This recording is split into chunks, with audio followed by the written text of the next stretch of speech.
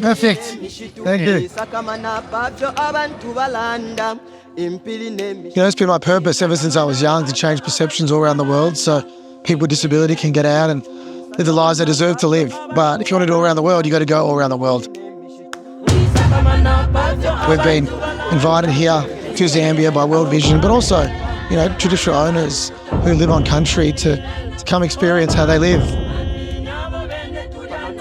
When you have a disabled kid anywhere in the world, there's no manual. You don't get told how to do it. Like, you can sit on it and pedal it. I reckon I could do it.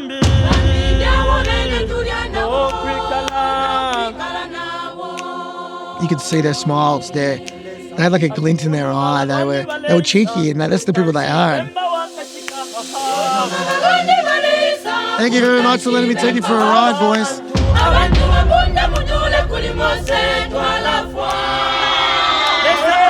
I'm nervous. How am I going to go to the bathroom? How am I going to get around? We can do it together. It's easy. I've honestly got no idea, but that's the point. We want to live how the people of Zambia with disability live, and we really want to show that disability is normal. No matter what disability you have, you can get out there and do whatever you want to do, as long as we build the capacity in society so you get viewed as normal and you get your lived experience heard. Thank you, my friend. Very good. Hello, mate. I'm Dylan. Thank you for having me. Happy Mother's Day.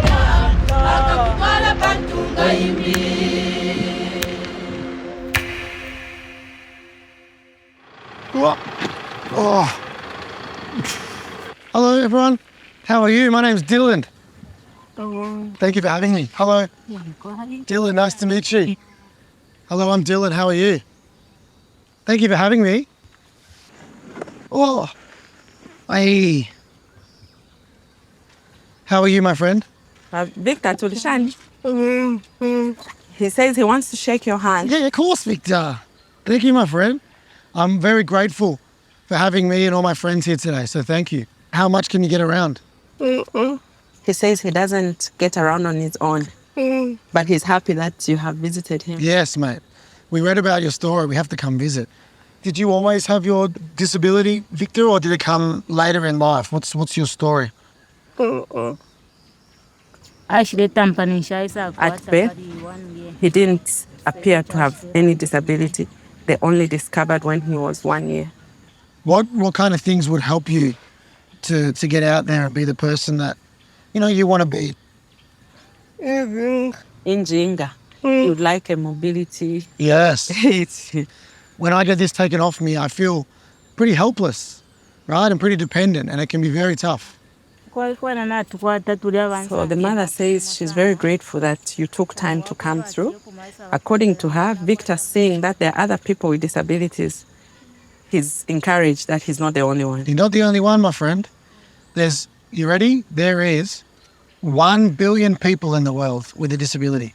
1 billion people like you and me. We want to share your story with everybody else because we're all very different. We've got different disabilities, but we've got the same goal to just be normal people and live the lives that we want to live.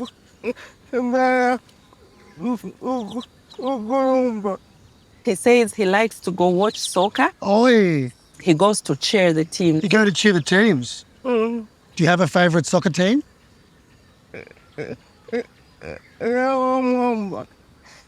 Maybe one day we can go watch together. Yeah,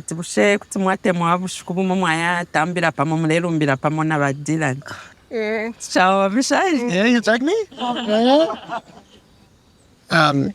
That's a tough one for me because Victor and I have similar disabilities. If I don't have a mobility aid, I'm just lying on the ground. And that's what he has. And people in this part of the world, low income, less than 1% of people with disability get the mobility aids they need. Less than 1%. Just the access to get around is so tough for me, Let alone, look, I'm in a 3D printed wheelchair and I still find it hard, let alone what other people have. Thank you very much for having me. Nice to meet you. Thank you very much. Hello everyone. Hello, my friend. I'm Dylan. How are you? Thank you very much. What's your name? Dylan. Your neighbour. His name's Dylan. Very good. All Silas? I'm very intrigued by this over here. Yeah. Is that how Silas gets around? So he can move around? Yes, but his siblings help him to move around. Very nice. It's like a hand cycle. Whoa! It's like a hand cycle. Hello, mates. How are you? You're very cute. Think I can do it? Can I do it? Yeah? Maybe? Yeah. Do it. Let's go. Whoa! Whoa! All right, you ready, Silas? Let's go. Yeah.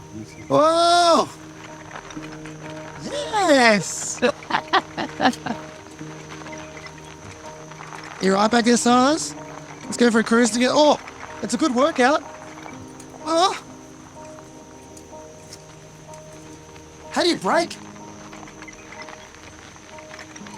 I think one of the cool things around disability and accessibility, right? Everyone's different, but seeing something like this on the other side of the world that allows Silas to access community, but do it in a cool way. It's not some medical device. Like, it's like a bike that you can cruise around and get from A to B. It just amazes me how different communities, different cultures, accepts disability when it's done right, listens to that lived experience, but figure out things that works for them. And it's I love it. I love seeing that all around the world. Look at he's small, look how happy he is, cruising around, that's what it's all about.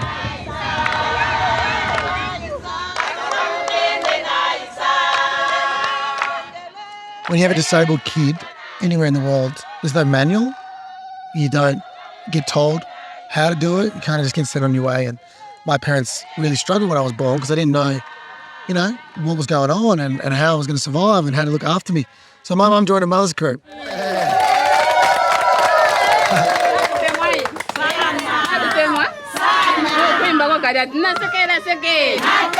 Hello, everyone. My name is Dylan. Thank you so much for having me here and my friends. As you can tell, I have a disability as well. I was born with a problem on my back, which meant from the day I was born, I was left paralysed. So I've never been able to walk a step in my life. As I became a bit older, I became really proud of my disability, and I made it my purpose to travel all around the world and try and change perceptions around disability, because we are normal people who deserve to live normal lives and get every opportunity like everybody else. So we are here to listen and learn and have fun with you, and we're going to tell the world about it, and hopefully we can all together influence some change. Yeah, hey, you like it? There's a little girl over there eating. She's got no hands. She's using a spoon with her feet, and it just shows people with disability are natural born problem solvers. You always figure a way to do it. I remember I was in the Paralympic Village in 2008, my first Paralympics. I see a guy and he's using chopsticks with his feet to eat his rice. That same guy swims the 100-metre backstroke in 1 minute and 13 seconds without arms. He's a double arm amputee above the shoulder, exactly like that little girl.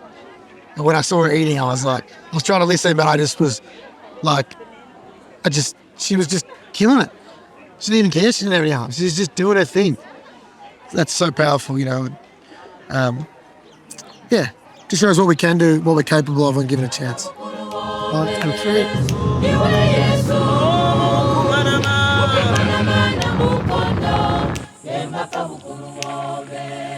Oh.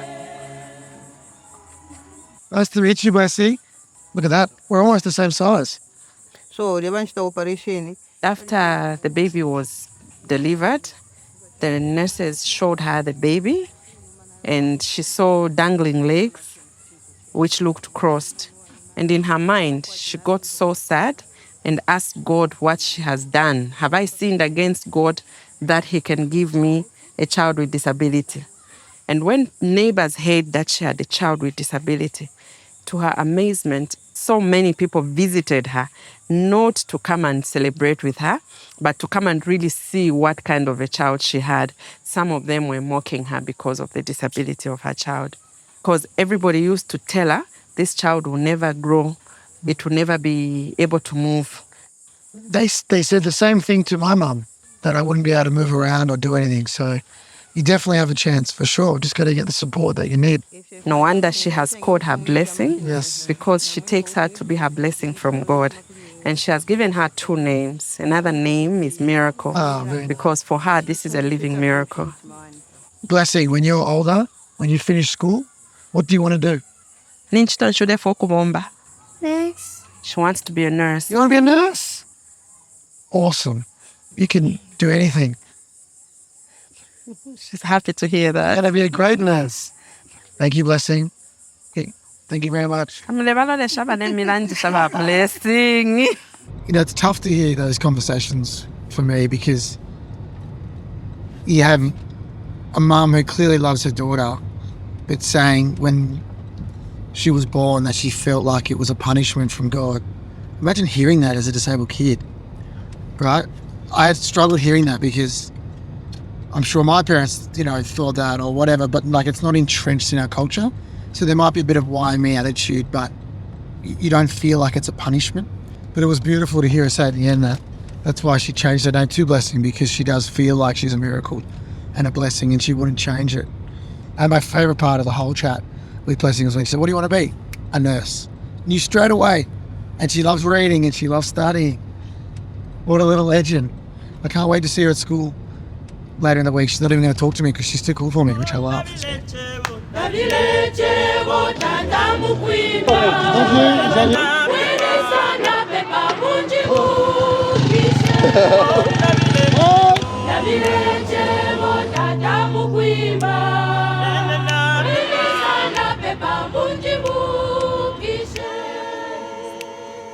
Thank you for having us in your home. Very grateful. Yeah, also we are very happy. You're happy? Yeah. Well, I'm happy. Thank you. And then, ukukumkanya pofie na ofo tuikala. So we would like to find some work to do to sustain ourselves, but very few people are open to give us work to do. We have heard questions like, don't you think the water that she would touch will remain white because of the color of her skin? Is she human enough to be able to work? But most of the work, as you can see in the area where we live, demands that we work in the scorching side. Once we do that, we get sores on our skin. Even ourselves, we really don't know where we belong. Because of my albinism, people don't love me. People broke into the house. It's very difficult for me to ascertain the time that they broke in. But one thing I know for sure is that the people who broke in are people that live within my neighborhood. So there were 3 people that entered the house that night, 2 elderly men and 1 young boy. They fronted this young boy and said to him, "You have never murdered. So today you are the one we want to use to kill this woman." So this young boy aimed to cut off my hand. While we were struggling, he had some sharp object which he wanted to use, but ended up just cutting me by the finger. As you can see now, my finger cannot stretch. I don't remember who and when and how I was taken to hospital. I just found myself lying in the hospital bed when I became conscious. Because of that experience, I have not regained my freedom. I live in fear. I keep wondering what I did wrong to them for them to just decide to take my life that night. Nobody should be treated differently because of their disability. Yeah, we are just normal people like everybody else, and it's not fair to be targeted because of something that you can't control. So she says, what comforted me at some point is when I grew to an age where I was able to move around the community on my own, I saw people who did not have legs. And I felt like, oh, so it's not just my kind of disability. There are other disabilities as well. So it dawned on me, or I kept thinking that there's somebody who has no legs, and I have, and I'm able to walk. I wish I had extra legs to share with that person. I could have some too. Yeah? If you could change one thing tomorrow about the way that people think about your disability or albinism that would help you live a better life, what would it be? So she says the one thing for her is access to education. And once she's gone through her education, she wants to get employment and have resources to help others who are going through what they are going through now. And through doing that, it will be message enough for other people to perceive them as human as they are. It just hit me like a full body reaction. I think what really is super disheartening and devastating is you can't control your disability. It's not like we chose for this to happen to us. And I've been through some crap. I got bullied and discriminated against, but nothing like that. Not fear for your life because there is a spiritual reason why disability is bad. That's scary, you know? And it's not fair. It's not for any reason that those 3 women can control, which is not fair.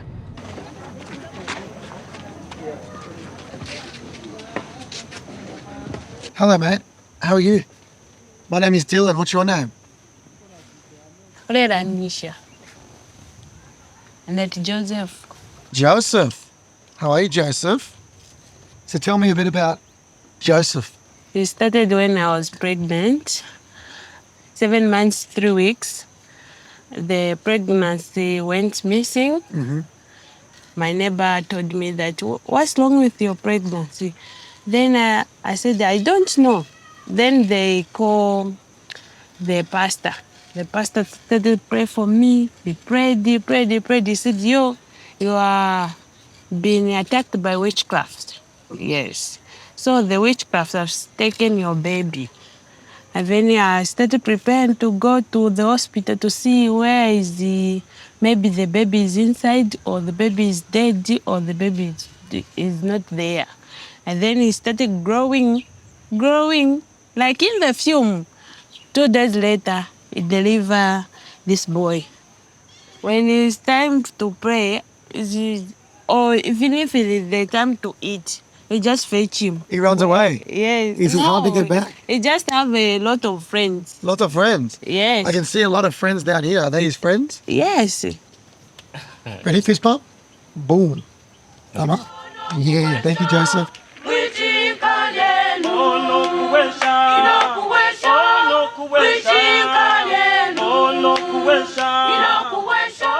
There was a local choir practicing with the lead singer. He was incredible. It was like he had a spell on the choir. They were mesmerised in the way that they harmonised with him. I actually didn't realise he was blind.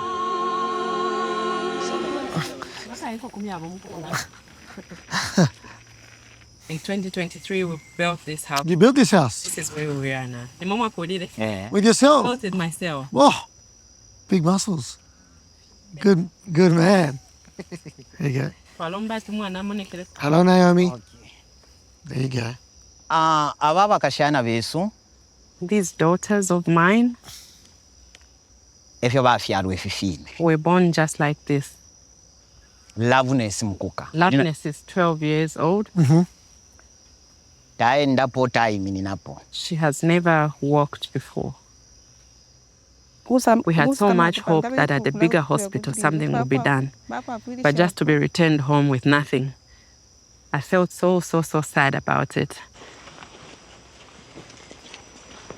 It makes me so happy because even if I have these children, I am not alone. I have received support from World Vision here and there, which is making it easy for me to raise my daughters. And for you also to have come, to me, it's a miracle.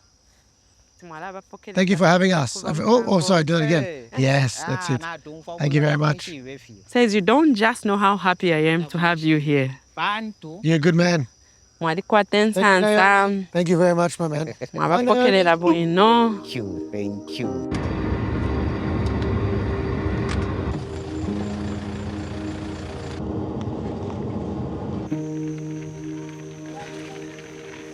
Hello.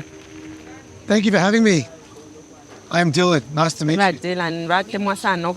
Thank you for having me. Hi, everyone. How you doing? Good.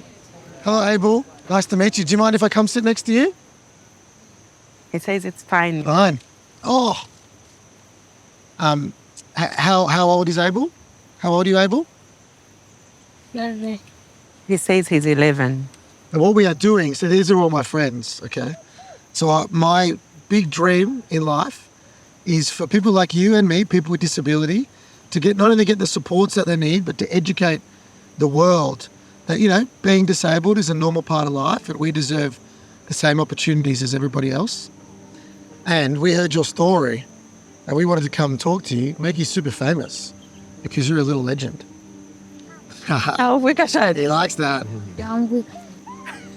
He's happy that he's going to be famous. Yes, that's all we hear. And I have to tell you a secret. I was very excited to meet you because I wrote a book about my life and you'll never guess what the book is called. I called the book Able. How cool is that? Because even though we are disabled, we are also able when we get whatever we need and the assistance that we need, whether it's a mobility aid or people accepting us like an awesome family. What are some of the biggest challenges that Able faces? She says his mobility is the biggest problem. So how does he get around every day? He's always just crawling. The most difficult time is the rainy season because he really wants to play with his friends.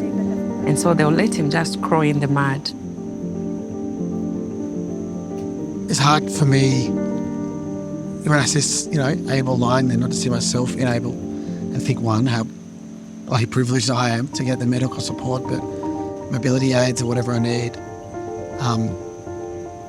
But that kid had hand-eye coordination. He was smiling, he could talk. He's like what I was like when I was lying on the floor, right? And then I got what I needed to be able to become the person that I wanted to be, and it's heartbreaking. You know. Yeah, I agree. Well, what are we doing here? You make chairs, give us a look.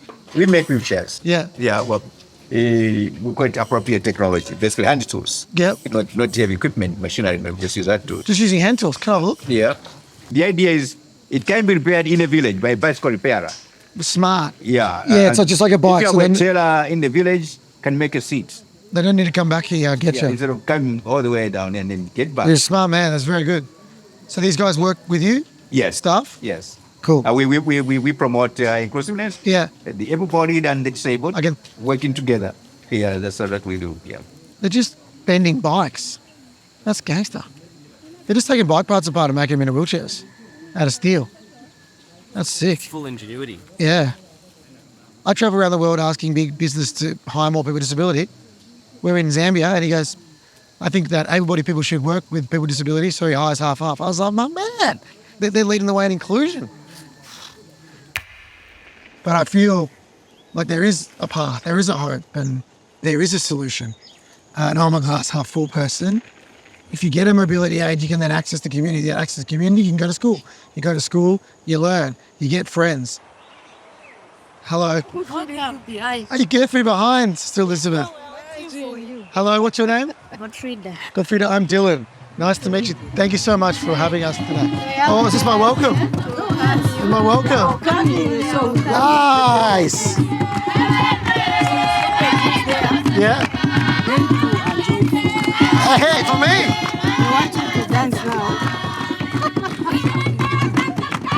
Thank you, my friend. Do I wear this over my shoulder? On my waist? Like that? Okay. I need to put it on.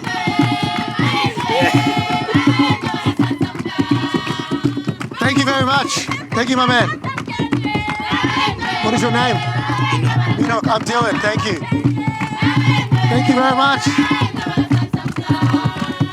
Oh, can I just say, this is the best path I have pushed on in a week. Oh, yes. Look. Oh, I'm back. Oh, energy's amazing.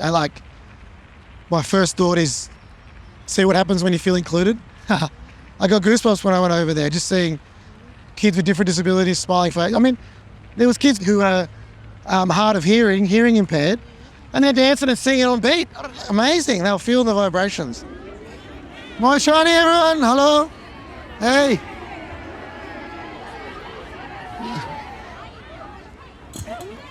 Oh, thank you. Thank you very much. Thank you.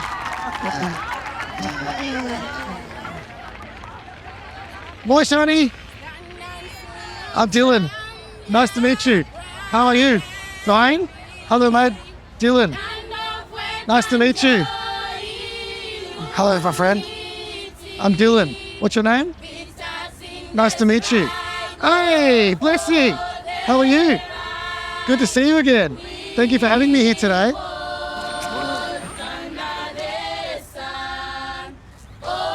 I'm Dylan. How are you? Hello. Hello. How are you? Thank you for having me. Hey, everyone. Boy, Shani. Hello. How are you? You good? Thank you for having me. Hello, mate. You get one. Hello. How are you? Roy, Shani. Royce. Yeah, good? Nice to meet you. Thank you for having me here today. I appreciate it. Hello. How are you? Hello. Hey. Hello. Hello. Nice to meet you. Oh. Roy, Shani. Nice to meet you. Hello.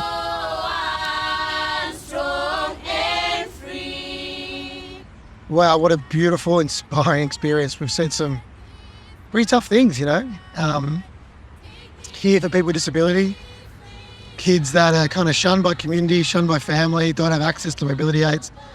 But this school, where kids with disability interact with able-bodied kids, the energy, it's hard not to get a bit emotional about it because it just shows when you are included, genuinely included in society, you can thrive.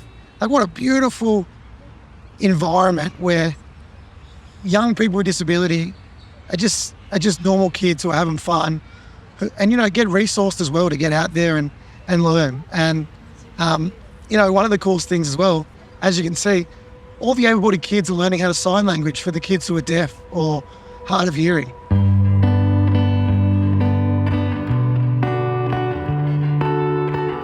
The best way to learn is through lived experience, and they're sharing their lived experience of mothers with disabled kids. But not just that, the kids are socialising with each other. They get friends, they see other kids like them and realise that it's normal and it's okay, right? And that they are different, but difference is good. Just hearing their stories of how much it means for them to be together and to share and to learn from each other and to discover, you know, it echoes what we're doing here.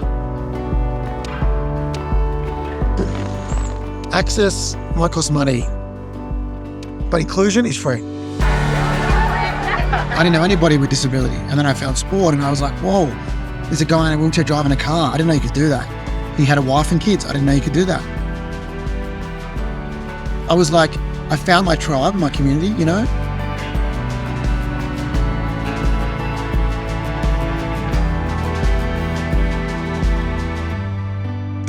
The one resounding message we've had from every single person with disability we've spoken to is that they just want to get out there and enjoy their lives and be normal. There you go, look at that. And it's probably the most important thing is to be able to be independent, see your friends, get out there and integrate with community. But maybe we can do some things just to make life a bit easier, but more importantly, make Abel's life and any person with disability feel included. Being able to contribute, but be seen as equal. Educating society that it's okay to be disabled and it's normal. And when we get treated as equals, we can then get what we need. See the contrast of hope when you meet someone who is loved, right? It's incredible. And that's what we're discovering is when given an opportunity, when heard, when listened to, but most importantly, when loved and get given a chance, we can get out there and be the people we want to be. I understand that it can seem, well, how do you do it? It's such a big, broad issue. It's about just trying to be better every day.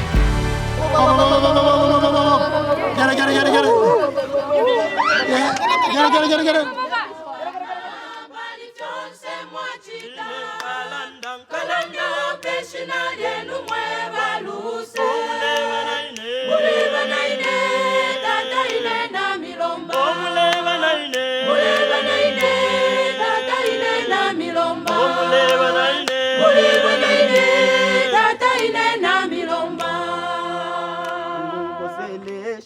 muleba mukwenda kwandikonse eti nyendeneko kwa vula imwelesa pantwe chalo navamo chalishupa muleba mupepi naine